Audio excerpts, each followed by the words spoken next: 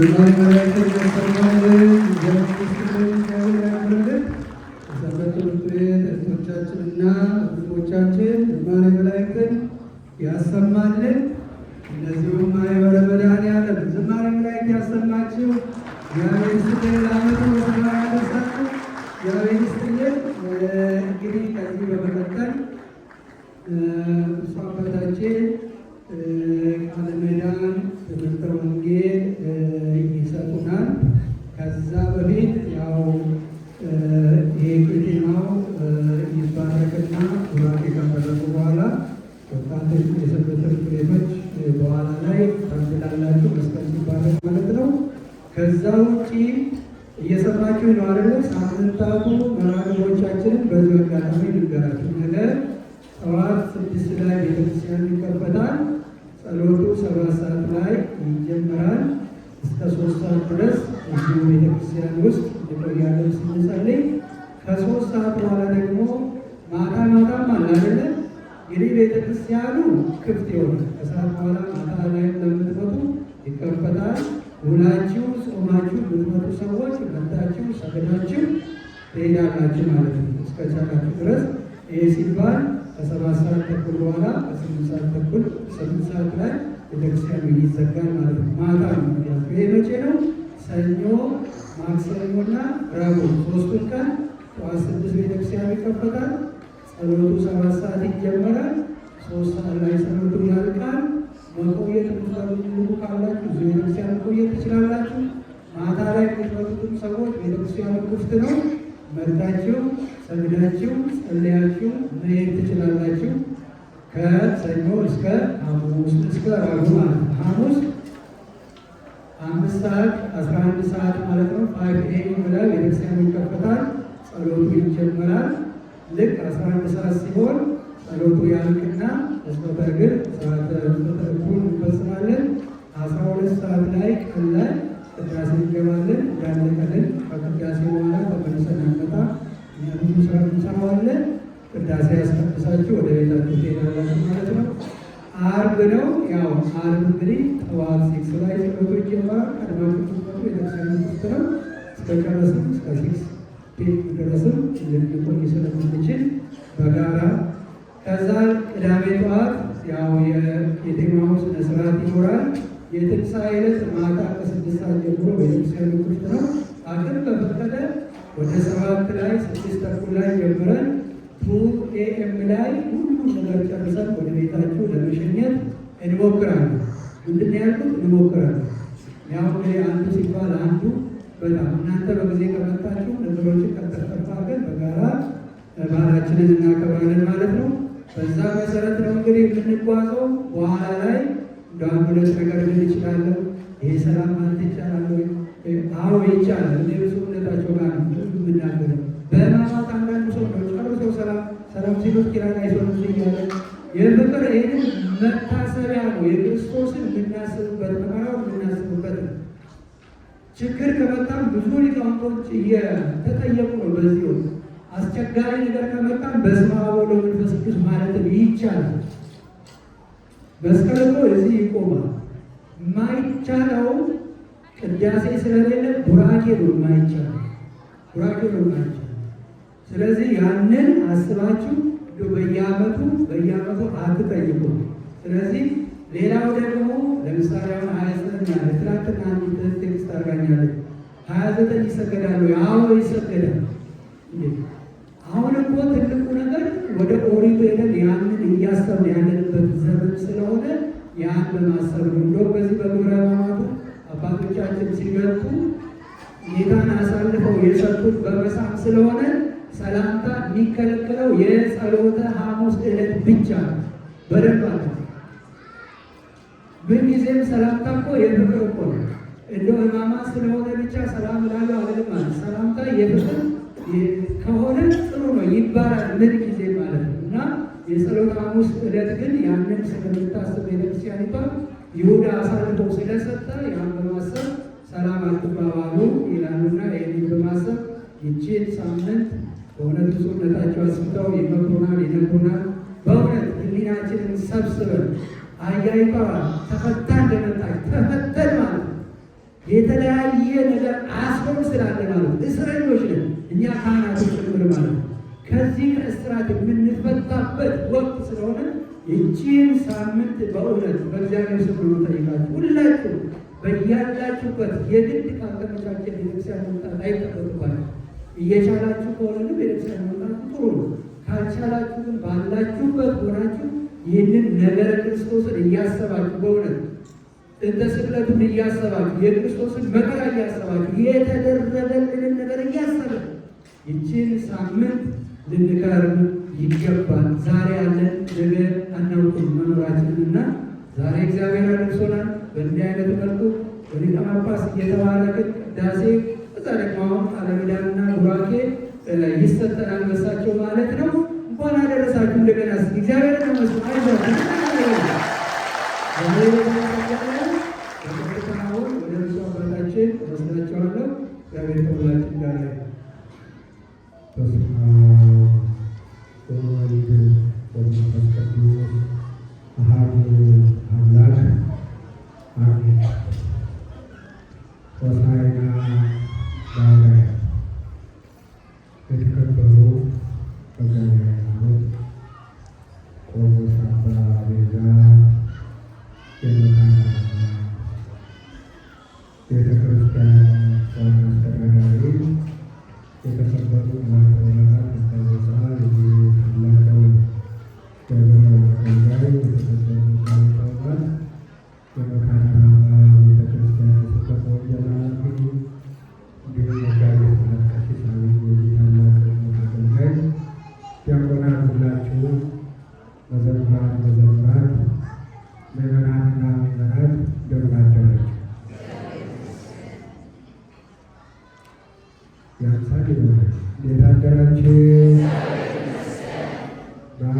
ፈተና የሚገባ ባለማገድ ይሄ ድሮ የነበረ ገና ገና የሚቋቋዎች ምንዋነት ማንገድ ሰላሳ ወዲላኖች ይቀር ሰይጣን የሚደነግጠው እግዚአብሔር የሚከብረው ሕይወታችን የሚባረከው በእግዚአብሔር ዋና ስም ነው ማለት በእግዚአብሔር ስም የሚያፈራል የለም ማለት እንደምን አደራችሁ?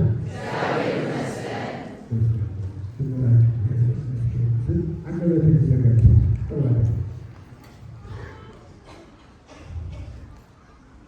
ብዙ አላስተምርም። ብዙ ሰዓት ይቤታቸዋል።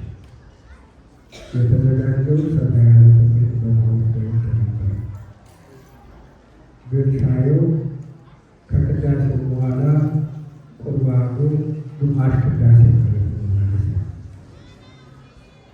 በጣም ጎበዞች ናቸው። ቆማቸው አስቀድሳችሁ አስቀድቆ ቆማችሁ ስርዓት ተከታትላችሁ እስካሁን ሰዓት አሁን ነው ወደ 11 ሰዓት በጣም ጎበዞች ናቸው። ቅድም እንዳሉት መጋቢ በማለት በዓመት አንዴ የመጣችሁ ፈተና እንዳይሆንባችሁ ማለት ነው። ሁልጊዜ ለምትመጡ ግን ከባድ አይደለም አይደለም ከባድ አባቶች ከሌሊቱ ጀምሮ ቆመው እስካሁን እንደዚህ እና አምልኮ ሰማዕታት በእሳት በስለት እየተፈተኑ ነው እምነታችንን ያሳሉ። እግዚአብሔርን ያከብሩ፣ ራሳችንን ያከብሩ። ስለዚህ እና ዛሬ ቆሞ ማስቀደስ፣ አስቀድሶ መቁረብ፣ አስቀድሶ ጸበል መጠጣት፣ አስቀድሶ መባረክ የክርስትናችን ዋናው ዓላማ ስለሆነ ይህንን ስርዓት ቤተ ክርስቲያን ያቆየችው ለእኛ ለበረከት ስለሆነ ልትጽናኑ ልትደሰቱ ይገባል እና ካለው ከጊዜ አንጻር ባጭሩ የዛሬው ዕለት ትንሽ ገለጻ ነው ማደርግላቸው። ቅድም እንዳልኩት ብዙ ሰዓት የቁርባን ጊዜ ነበር። ያው በዚህ መልዕክት መላከ መጋቢ ሃይማኖትን አባይዛል እንደዚህ ታላላቅ ማላቶች ሲሆኑ በሁለት መንበር ሶስት መንበር አለ። ቢያንስ በሁለት መንበር መቀደስ አለ። ለምን ጊዜ ቆጥባል። ለሌላ ቅድም የመድኃኔዓለም ማህበራት መዘምራን ዘማሪዎች የየራሳቸው መዝሙር አዘጋጅተው ነበር። ከጊዜ አንጻር ግን መጋቢ ጥበባት ጎበዝ ስለሆኑ ሁሉንም አንድ ላይ ያደረጉና 6ቱን መዝሙር ወደ 3 ቀን አይደል? የጉብዝና የአስተዳደር ስልጣን እኛም በቤተ መቅደሱ እንደዚሁ ጊዜውን የዋጀ ሁኔታውን ታሳቢ ያደረገ አገልግሎት መስጠት አለ። ያው ሳንቀድም ከቀዳሴ ይልቅ ቁርባኑ ላይ ነው የደከመው። በጣም ደግሞ ነበር ላባለ በጣም ብዙ ልጆች በተለይ ጥሩ ነው። አባቶች ቆርባቸዋል፣ እናቶች እንደዚህ ደስ ይላል። እግዚአብሔር የባረካቸው ያልቆረባቸው ደግሞ ወደዚህ ያውቃል። ዘንድሮ ተመልካች ሆናችሁ በሚቀጥለው ዓመት ቆራቢ ያደርጋችሁ ግዴታ ነው ህይወት እና ያ ስለሆነ በአጭሩ ገለጻ ማድረግላችሁ ያዘጋጀሁትን አላቀርበው። በዚሁ ተጨማሪ ማሳሰቢያ ውደቱን በተመለከተ ቅድም እዚህ ላይ ስንነጋገር ነበር ከመጋቢ ሃይማኖትና ከሌሎች አባቶች ጋር። በሀገራችን ግን በቤተ ክርስቲያኖች ከምዕራብ ጀምረን ሰሜን፣ ምስራቅ፣ ደቡብ ይቅርታ፣ ምዕራብ፣ ደቡብ፣ ምስራቅ፣ ሰሜን ከዚያ በምዕራብ ይገባል። እዚህ ግን ሰው ስለሌለ መጀመሪያ የተጀመረው ስራ ሆኖ ቀርቷል። እስካሁን ያው ሊቃውንት ያሉበትና አባሪ ልጆቻችን ያቆናት ይሄን አይቶ ካላደጉ ነገር ማንም ያስቀጥል በችግር የገቡ ነገሮች የተያዙ አንዳንድ ስርዓቶች መቀየር አለ። በችግር ጊዜ ቅዳሜ በዓላት እናከብር። አሁን ያ ችግር ተወግዶ ካህናት አሉ ምዕመናን ድሮ ከውጭ ከሩቅ ቦታ ካህናት በመጣት ሩቅ ያሉ ምዕመናን መጥተው እንዲያስቀድሱ እንዲባረኩ ነበር ያ የተደረገው። አሁን ልክ እንደ ስራ ነው። ቅዳሜ እየተፈለገ ስራ ነው። ጊዜም ስራ ነው። ቅዳሜ ስራ ነው። ሌላ ጊዜ ስራ አሜሪካን ለውጥ ያለው እንደ ሀገራችን ቢሆን ያው ቅዳሜ የረሱ ያው ማሁቅ እና ይሄ ወደፊት ስርዓት አክብረን መደረግ ያለበትን እያደረግ ለትውልድ ማስረከብ አለን። ለትውልድ ማስረከብ አለን። አሊያ ግን ይሄ ይቀጥላል። በዚያው ያለ በችግር ጊዜ ያደረገው እንዲሁ ከቀጠለ ወደ ልጆቻችን ሲተኩ ያገሩ እንደ ዋና ስራ እንደ ስራ ትምህርት ያላደረገው ለሌለባቸውም እና እነዚህ ሌሎችን ማስተካከል አለብን። ቅድም መጋቢ ጥበባቸው ሲናገሩ ሰላምታ ያስፈልግ ዋሉ ስግደት በባህላዊ ስግደት ዋሉ ብለው ብዙ ለመናገር ነው። አንድ የረሱት ነገር ግን ምናልባት በሁላችን ችግር ይመስለኛል።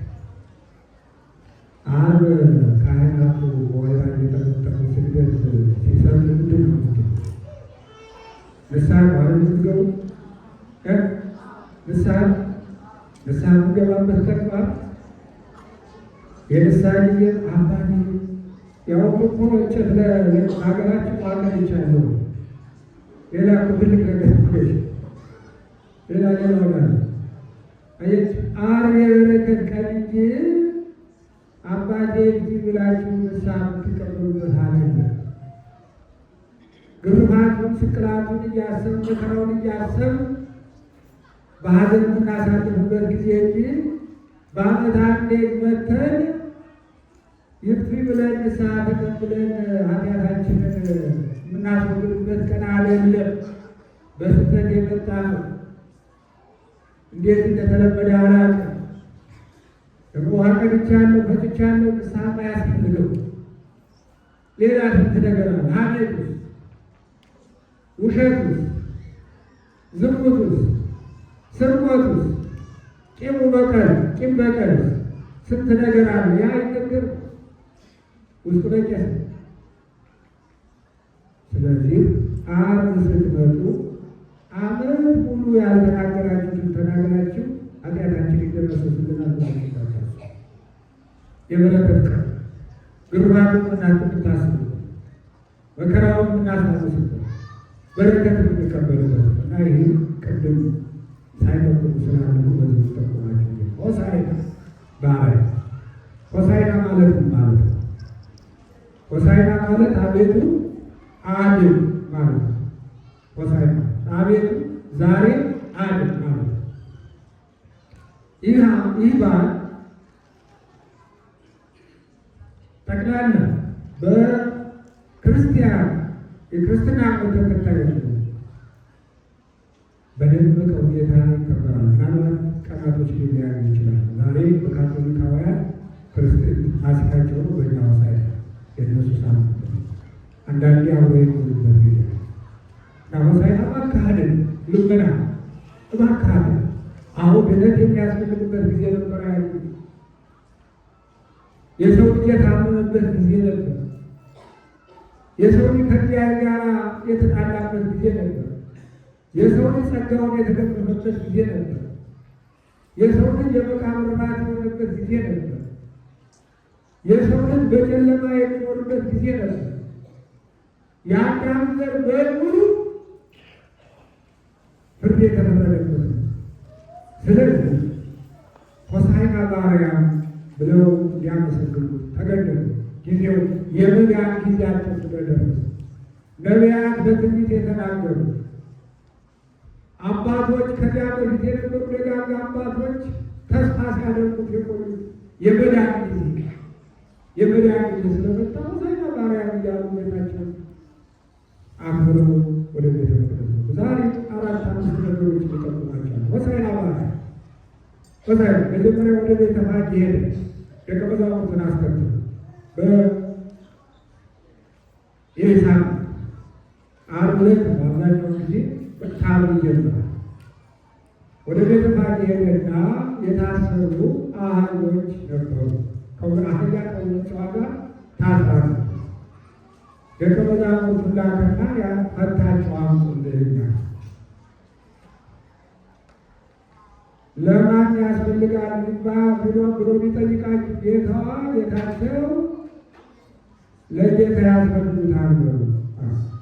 ደቀ መዛሙርቱ አህያዋን ከውርንጫዋ ጋር ታስረው አገኙ። ሲፈቱ ባለቤቱ መጣና ለምና ለጌታ ያስፈልጉታል። መልስ የለም። ከዚያ አይሆንም የኔ ንብረት በኋላ እግዚአብሔር ተፈለገ ማለት ነው። እግዚአብሔር ለእግዚአብሔር የሆነ ማለት ወስድ ይችላል። የእግዚአብሔር የሆነ መገለጫ ነበር። ስለዚህ አህያዋን ከውርንጫዋ ጋር ተፈታ። ጌታ ወደ ቤተ መቅደስ ከብሮ ገባበት። አየህ፣ ሁለት ነገሮች ተነሱ። አንደኛ እንዴት ተፈታ? ለምን ታሰረ?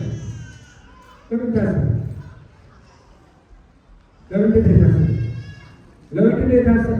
በዚያን ሰዓት እሷ ብቻ ናት ያልታሰሩ አህዮች አለበት፣ እንስሳት አለበት። ለምን የታሰረችው ነው? ያ የኛ የበደላችን ምልክት እያንዳንዳችን በኃጢአት ታስረናል። በኃጢአት ስርዓት ተጠምጥመን። ስለዚህ ከኃጢአት እስራት መፈታታችንን የሚያመለክት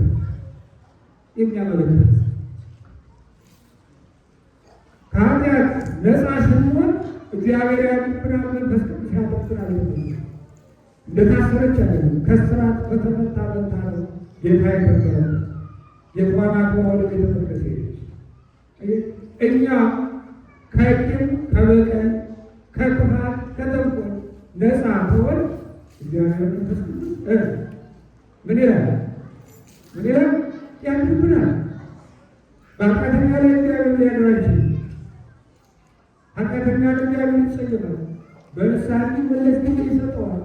ነገር ግን በንስሐ ካልተመለሰ ጥፋቱ ንስሐ የሌለው ጥፋት ነው።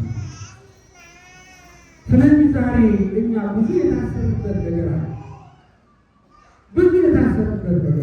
ኃጢአት ማለት አንድ አይነት ብቻ ነው። በሐሜት ኃጢአት ታስረን፣ በቂም በቀል እስራት ታስረን፣ በዘረኝነት ታስረን፣ በትዕቢት ታስረን፣ በጥላቻ ታስረን፣ ይቅር ባለማለት ታስረን፣ በስስት ታስረን፣ በውሸት ታስረን። ስለዚህ ልንፈታ ይገባል። እየተግባባን ስርዓት ማለት እኮ የግድ እጅና እግራችን በገመድ መሰብሰብ የለበትም። የግድና እግራችን መታሰብ ታስረናል። ለብዙ ነገር ታስረን ልንፈታ ይገባል።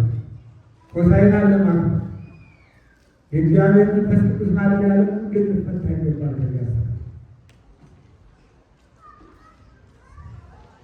በተፈታችው እንስሳ ላይ ወደ ቤተ መቅደስ ከብሮ ይገባል። ከዚያ ወደ ቤተ መቅደስ ሲገሰግስ ልብሳቸውን አነጠፉ።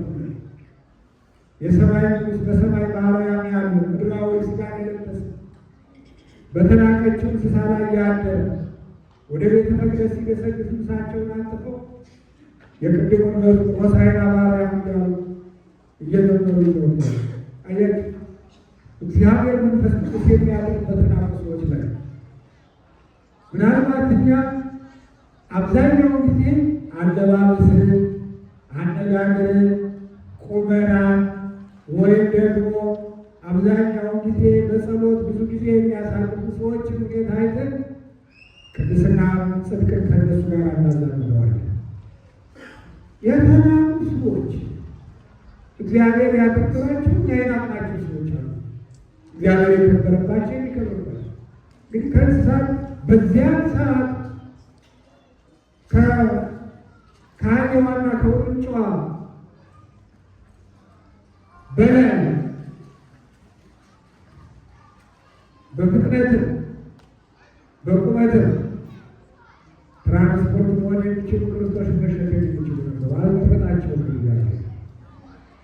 እግዚአብሔር የመረጠ የተናቀችው ዛሬም እግዚአብሔር መርጦ ለራሱ የሚያደርግ የተናቀውን ሰው አንተ ናችን እኔን ሳይሆን እግዚአብሔር ራሱ ያዘጋጀዋል። እኔ መቅደስ ላይ ስለቆም የእሱ ማደሪያ ልላቸው ስለቆረብ ስላስቀደስ ስለለበስ አገኝ የተናቁ በዚህ በሉቃስ 7 ላይ ትዝላችሁ ሆን አንዲት ሴት ኃጢአተኛ ሴት ነበረች እና ክርስቶስ በሚያስተምርበት ወቅት አንዱ ታዋቂ የሆነ ሰው ብልጥ ሆነና ራት ጋበዘው። ወደ ቤቱ እንዲገባ ጋበዘው። ወደ ቤቱ እንዲገባ ጋበዘው። ሀገር ተቀመጠ። ያንቺ ሴት ኃጢአተኛ ተብላ የተናቀች ሴት እዚያ ቤት እንደገባ ሰማችና ሄዳ ማንኳኳት ጀመረ። እዚያ ታዋቂ ነኝ ብሎ ተደናገና መክፈት አልፈለገም ነው። ሁልጊዜ ሰው ሊዘጋባችሁ ይችላል። እግዚአብሔር በሩ ይከፍትላቸው። እግዚአብሔር በር ይከፍታል። ሀዲያ ስታንኳኳ ጌታ ተመልሶ ወደ ነበረበት ቦታ አሁን ጠየቀው። ስምዖን ማን ያንኳኳል? ማን ያንኳኳል? ለምን ዘጋበት? መልሳት ክፈትላት ነው። በሰዎች በጣም የተጠላች የተናቀች እግዚአብሔር ግን ያከበራት ነው። እግዚአብሔር አይጥላቸው። እግዚአብሔር ያክብራቸው። እግዚአብሔር ይምረጣቸው። እግዚአብሔር ይውደዳቸው እንጂ የሰው ትግባ ክፈትላት ገባች። ያ ታዋቂ ነኝ ያለ ክርስቶስን ቤቱ ሊገባ የጋበዘ ዝና የፈለገ ሰው ምንም ሳይደረግለት ያች እናት ወዲያውኑ ከእግሩ ስር ወድቃ በእግሯ እግሩን እያጠበች በፀጉሯ እያበሰች ኃጢአቷን ስትናዘዝ ስለ በደሏ ስታለቅስ አየና ከዚያ በኋላ ኃጢአቴ ተሰርዮልሻል መስራት ተደምስሷል። እግዚአብሔር ጊዜ በተናቁት ላይ አይ በተናቁት ሰው ጋር በጠላቸው ሰው በናቃቸው ላይ እግዚአብሔር ያውቃል። ስለዚህ በተናቃቸው ላይ እግዚአብሔር ያለ ወደ ቤተ መቅደስ ገሰገሰ። የዚያ ምልክት ሌላው ልብሳቸውን አለጠፉለት። ከልብስ የበለጠ ሕይወትን ስጋችን ስጋዊ ሕይወታችንን የምናከብርበት ልብሳችን ለስጋዊ ሕይወታቸው አልሳሱ። እግዚአብሔርን ለማክበር ለስጋዊ ፍላጎት መሳሳት አያስፈልግም። ለስጋዊ ጥቅም ማስቀደም አያስፈልግም። እግዚአብሔር ለማ አሁን እያሸነፍን ያለ ስጋዊ ፍላጎት ነው። ከእግዚአብሔር የሚገኝ ወንድ ጋር እያጣላ ያለ ለስገት ጋር ስገት ነው። ሌላው ወደ ቤተ መቅደስ እየገሰገሰ ባለበት ምስጋና የሚችሉ በወቅቱ አዋቂ ነን የሚሉ አንደበታቸው ሲዘጋ ማን አመሰገነው? ማን ያመሰገነው? አልሰማችሁም? ቅድም ሲመጣው ማን ያመሰገነው? ሕፃናት፣ ሌላ ድንጋዮችና ሕፃናት። እኛ ባናመሰግነው እግዚአብሔርን የሚያመሰግነው ብዙ ፍጥረታት የሚያመሰግነው አይደል? የሰው አንደበት ቢዘጋ እግዚአብሔርን አንደበት የሌላቸው ይከፍታል። የበላና አህያ ያናገረ አምላክ ዛሬ ሕፃናት አንተ እመ ማለት የማይችሉ አንደበታቸው ተከፍቶ ሆሳዕና በአርያም ቡሩክ ዘይበጽሕ በእግዚአብሔር እያሉ ወደ ቤተ እግዚአብሔር ለራሱ ሰው መምረጥ ይችላል፣ ማስነሳት ይችላል። እግዚአብሔር ራሱን ማክበር ይችላል። ስለዚህ ዛሬ እኛ ከእግዚአብሔር ብንርቅ እግዚአብሔር ለራሱ ያደርጋል። ሌላውና የመጨረሻው ወደ ቤተ መቅደስ ገባ ይላል። በቤተ መቅደስ ወደ ቤተ መቅደስ ሲገባ ሕፃናትና ድንጋዮች እያመሰገኑ ወደ ቤተ መቅደስ ሲገባ ሁለት ነገሮችን አሉ። አንደኛው ቤተ መቅደሱ ምን ሆኗል? ቤተ መቅደሱ ምን ሆኗል? የሸቀጥ ቤት፣ የንግድ ቤት ሆኗል። የንግድ ቤት አድርጎታል። የመጨረሻ የማጽዳት ስራ ይሰራበት። ቤተ መቅደሱ የማጽዳት ስራ ይሰራል። በምኩራብ እናስታውሳለን። በምኩራብ እናስታውሰው ቤተ መቅደስን የማጽዳት ጊዜ ተሰጥቷል። አሁን ደግሞ በምስጋና ወደ ቤተ መቅደስ ሲሄድ ቤተ መቅደሱ ወደ ቤተ መንግስት አልሄድም። ታላላቅ ሕንፃዎች አሉ። ወደዚያ አልሄድም። የሄደው ወደ ቤተ መንግስት ወደ ቤተ መቅደስ ሲሄድ ቤተ መቅደሱ ቆሻሻ አዝኖትም አላለ። እንደዚህ ጅራት አመጣና የአንዳንዱ እዚያ ውስጥ ያለውን አወጣ፣ ገረመ። የሚነግደው ነጋዴዎችንና ንግዳቸው ከቤተ መቅደስ ዛሬ ቤተ መቅደሳችን የንግድ ቦታ ሆናለች። ነጋዴዎች በዝተዋል፣ ሽፍታዎች በዝተዋል፣ ሰራቂዎች በዝተዋል። ብዙም ባያስደስቱ ነገሮች ካሉ ዛሬ በኢትዮጵያ ቤተክርስቲያን ነው። እግዚአብሔር ጅራት መስጠት ድረስ እየጠበቅ ነው። ማጽዳት አልቻለም። ሙስናው በዝቷል፣ ዘረኝነቱ በዝቷል፣ የአስተዳደር ጉድለቱ በዝቷል፣ ቂም በቀሉ በዝቷል። በቤተ ክርስቲያን ውስጥ የማይከፉ ነገሮች እየተደረጉ ለዘመናት ቆይተዋል። እግዚአብሔር ጊዜ ገድቦለታል። አንድ ቀን ለማጽዳት እግዚአብሔር ይችላል። አንድ ቀን ያሳል። በሚያሳዝን ሁኔታ ዛሬ ክብሯን ያጣች ቤተክርስቲያን ናለች። የከበረች የኢትዮጵያ ኦርቶዶክስ ተዋሕዶ ቤተክርስቲያን በማን በእኛ በነጋዴዎች ብዙ ነጋዴዎች አሉ። ቤተክርስቲያን በእግዚአብሔር ወንጌል የሚነግሩ፣ በመዝሙር የሚነግሩ፣ በስብከተ ወንጌል የሚነግሩ፣ በድቁና በቅስና የሚነግሩ ብዙዎች በዝተዋል። ዛሬ በዝተዋል። ለቤት የማይገቡ ሰዎች በዝተዋል። ስለዚህ እግዚአብሔር ቤት እንዲያጸዳ አንድ ቀን ይመጣል። ቤት እንዲያጸዳ አንድ ቀን የመጨረሻ ሕሙማን ነበሩ በዚያ ቤት መቅደስ። ሌሎች ይነግሩበታል። የታመሙ ደግሞ መፈወስ አለብን። ቤተ መቅደሱን ከበው ተቀምጠው ሕሙማን ዓይነ ስውሮች አንካሉ እዚያ ተገኙ። ምን አደረጋቸው? ፈወሳቸው። ዛሬ ሁላችንም የዚያን ጊዜ ዓይን የሌላቸው መሄድ የተሳናቸው ሰዎች በቤተ መቅደሱ ዙሪያ ነበሩ። ዛሬ ዓይን ያለን እግሮች አሉ፣ መሄድ ያልተሳነን ነገር ግን የታመሙ ብዙ ሰዎች አሉ። በኃጢአት ማን ይፈውሰን? ሆሳዕና በአርያም አቤቱ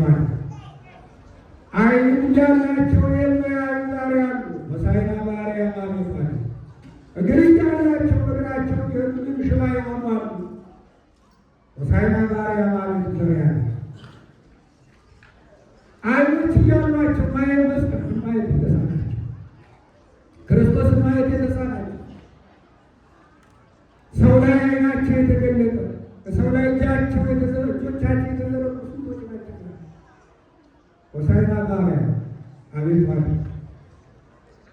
ስለዚህ ዛሬ የምናስበው ይህን ቀን ነው። ዛሬ ሌላው የመጨረሻ የስግደት ጊዜ የተደረገበት ከዚህ በኋላ ክርስቶስ የጸሎት ጊዜ ነው ያለው። ሳምንቱ የጸሎት ጊዜ፣ የስግደት ጊዜ፣ ወደ ፈተና እንዳትገቡ ተግታችሁ ጸልዩ እያለ መመሪያ የሰጠበት ጊዜ እስከ ትናንትና እስከ ሆሳዕና ድረስ ዓርብ እስከ ዓርብ ቀን ድረስ ወደ ቤተ መቅደስ ጉዞ የጀመረበት ቀን ዓርብ ነው። እስከዚያ ቀን ድረስ ግን በየአካባቢው እየተዘዋወረ ብዙ ሲያስተምር፣ ሕሙማንን ሲፈውስ፣ ለምጻሞችን ሲያነሳ፣ ጥቂቱን እያበዛ ሲያበላ ነበረ። ያ የታምራት ጊዜ፣ የሥራ ጊዜ፣ የአገልግሎት ጊዜ አልቆ አሁን ወደ ቀራንዮ እየገሰገሰ ነው። ይህ ሳምንት ወደ ቀራንዮ ጉዞ የቀራንዮ ጉዞ የምናስብበት። ስለዚህ ሆሳዕና በአርያም ኢትዮጵያን አቤቱ አንተ አድን፣ በረሃብ ያሉትን አንተ ፈውሳቸው፣ በስደት ያሉትን አንተ መልሳቸው፣ በሆስፒታል የወደቁትን አንተ መልሳቸው። ሆሳዕና በአርያም። እግዚአብሔር አምላክ በዓሉን የሰላም ያድርግልን፣ ለዓመቱ በሰላም ያደርሳቸው።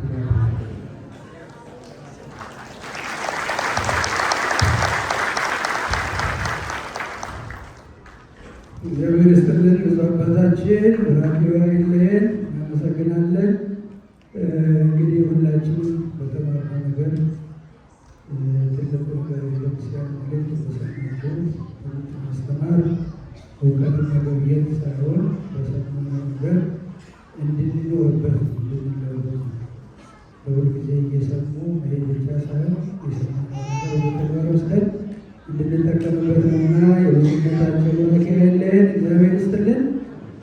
ሁለት ነገሮችን ብቻ ልናገርና ከዚያ በኋላ የመጨረሻው አባታችን ይህንን ዘንባባውን ይባርኩልንና ዘንባባውን በአባቶች በሚባርኩበት በኩል የሰንበት ትምህርት ቤት ወጣቶች ዲያቆናት ይዙልንና ለሁሉም ሰው እንዲደርስ አንዳንድ የወሰዳችሁ ቀስ እያላችሁ እየተባረካችሁ ትሄዳላችሁ ማለት ነው።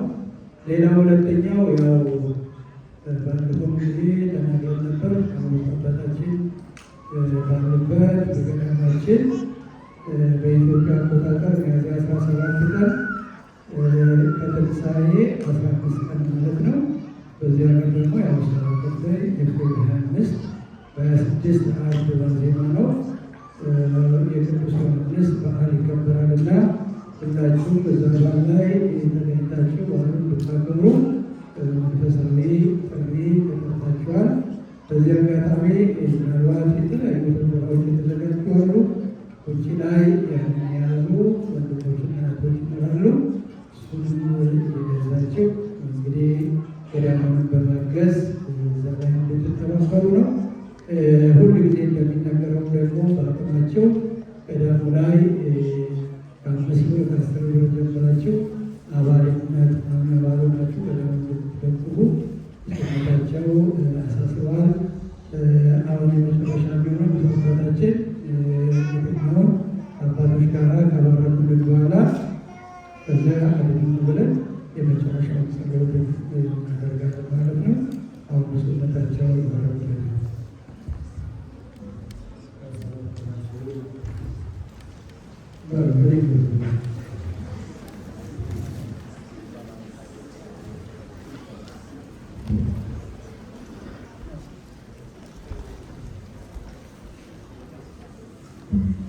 በስመ አብ ወወልድ ወመንፈስ ቅዱስ አሐዱ አምላክ አሜን።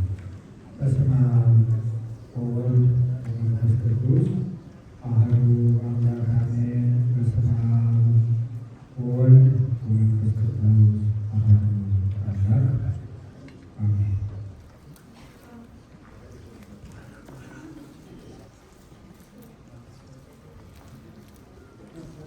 አንተስ